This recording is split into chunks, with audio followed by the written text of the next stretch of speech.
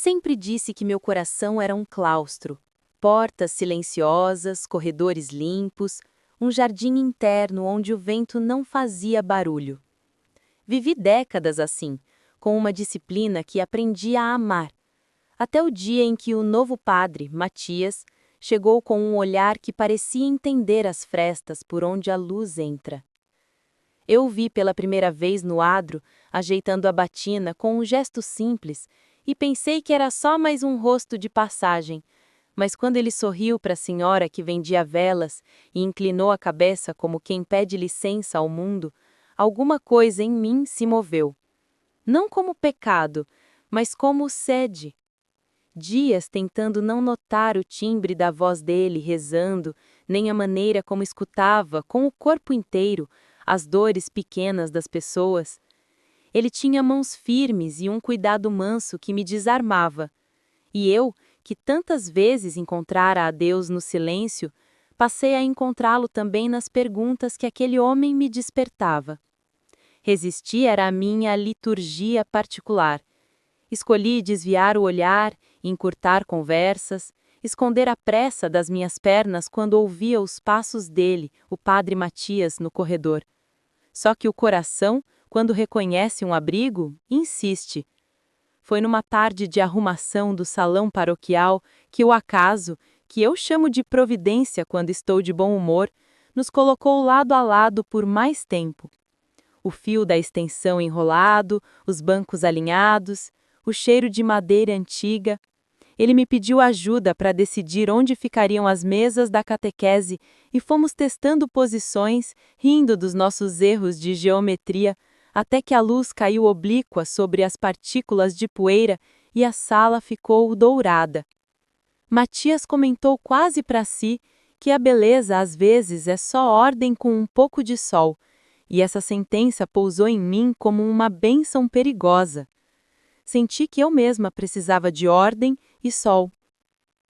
Quando nossas mãos se tocaram ao levantar a última mesa, foi um segundo tão curto quanto os sinos entre um repique e outro, mas eu soube que não estava sozinha naquela vertigem.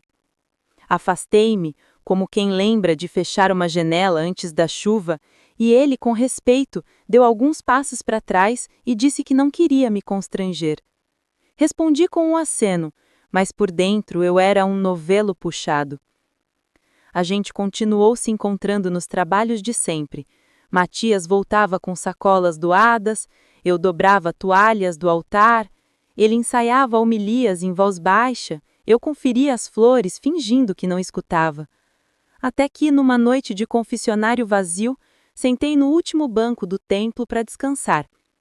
Ele veio devagar, sem barulho, se sentou algumas tábuas adiante e disse que também tinha suas culpas, que às vezes a dureza que colocam nos ombros de um padre é maior do que as suas costas. E eu respondi que a dureza que põe em uma missionária também encontra brechas, e sorri de mim mesma porque não era um assunto que eu costumava abrir. O templo, naquele instante, foi uma casa sem portas. Não houve confissão nem conselho. Só duas pessoas que reconheceram a mesma fome por delicadeza. Matias me contou que sentia uma paz diferente quando eu estava por perto. Eu disse que me sentia à vista, não como uma função, mas como mulher que respira. Ficamos em silêncio e foi o silêncio mais falante que já vivi. O primeiro gesto que ultrapassou o permitido foi tão singelo que caberia num livro de orações. Ele tocou meu pulso para me dar firmeza ao descer a escada do couro. Foi um contato breve, correto, e mesmo assim o mundo ficou nítido demais, como se alguém tivesse aberto todas as janelas de uma vez. Naquela noite deitei com um susto bom de quem encontrou água em pedra. Rezei, sim, pedi lucidez, pedi coragem de não me enganar. A resposta não veio em palavras, mas numa espécie de certeza tranquila. Amor não é um ladrão que entra para roubar o que é sagrado.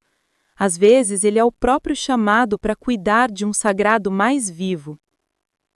Começamos a viver um cuidado inventado, secreto e luminoso, que não precisava de promessas impossíveis. Trocávamos livros com bilhetes escondidos nas orelhas, Dividíamos chá rápido na cozinha, falando de assuntos simples, como quem equilibra um vaso cheio. Caminhávamos pelo pátio com a distância que os olhos alheios exigem, enquanto por dentro eu contava os passos para que nenhum se perdesse. Não houve beijos sobrais, nem juramentos clandestinos.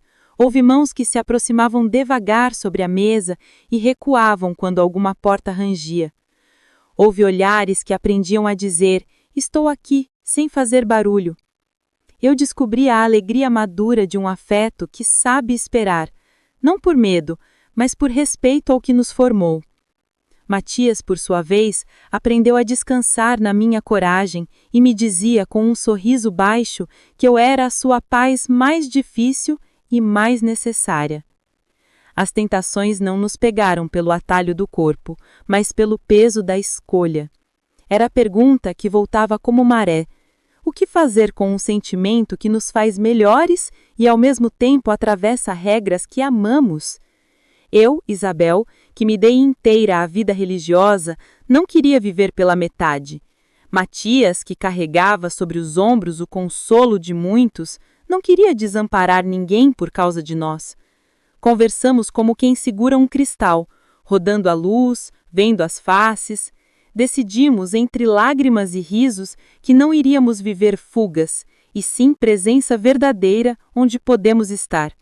O proibido, palavra pesada, foi ficando menos sobre desejo escondido e mais sobre compromisso com a verdade. Sim, nos amamos. Sim, escolhemos cuidar desse amor com discrição, sem rasgar o tecido que sustenta tanta gente.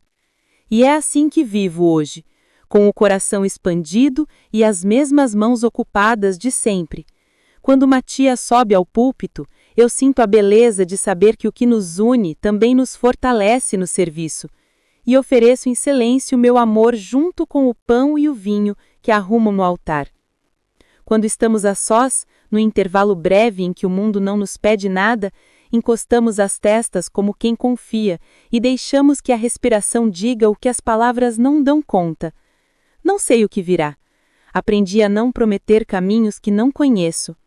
Sei, porém, que o amor que nasceu em mim não veio para me afastar de Deus, e sim para me lembrar que Ele habita onde dois se reconhecem com respeito. Se um dia precisarmos escolher outros rumos, faremos isso com a mesma dignidade com que nos encontramos.